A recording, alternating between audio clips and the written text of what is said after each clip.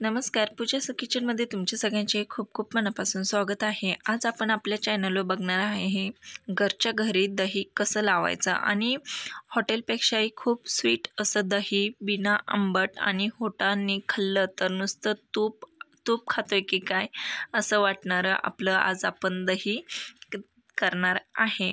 तर पूर्ण रेसिपी ही स्किप न करता बघा आणि पूजाचं किचनवर जर अजून नवीन असाल ना तर लगेच सबस्क्राईब करून ठेवा, कारण अशाच नवनवीन व्हिडिओ आणि आगळ्यावेगळे रेसिपी आपण आपल्या चॅनलवर घेऊन येत असतो।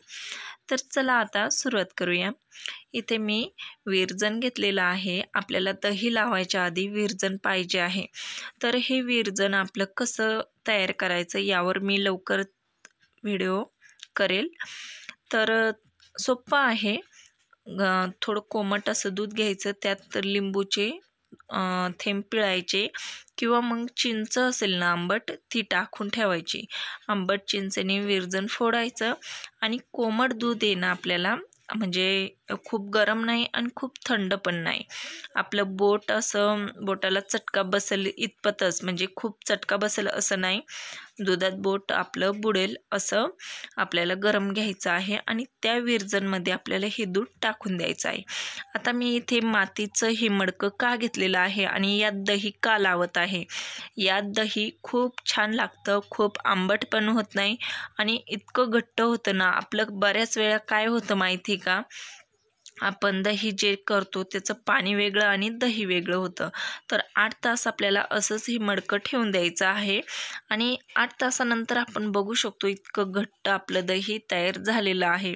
आणि हे दही इतकं तुपकट झालेलं आहे ना, होटाने जरी खाल्लं ना असं वाटतं की आपण जसं गावरान तूपच खातोय की काय।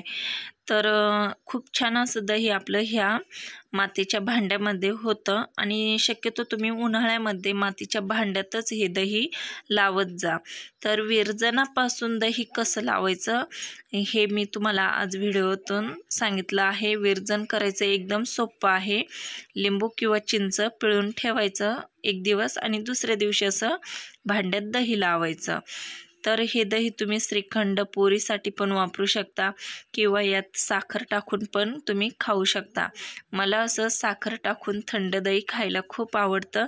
तुम्हाला कशा प्रकारे आवडतं हे कमेंटद्वारे मला नक्की कळवा आणि घरच्या घरी 1 लिटर दुधापासून 1 किलो इतकं दही तुम्ही बनवू शकता। तर फुल फॅटचं जर दूध असेल ना तर एकदम असं घट्ट होतं, दुधात अजिबात पाणी टाकायचं नाही, तसं तुम्ही दही करू शकता। तर कशी वाटली आजची रेसिपी, आय होप तुम्हाला ही रेसिपी आवडलीच असेल। चला मग पटकन लाईक कमेंट शेअर नक्की करा आणि व्हिडिओ बघितल्याबद्दल थँक्यू।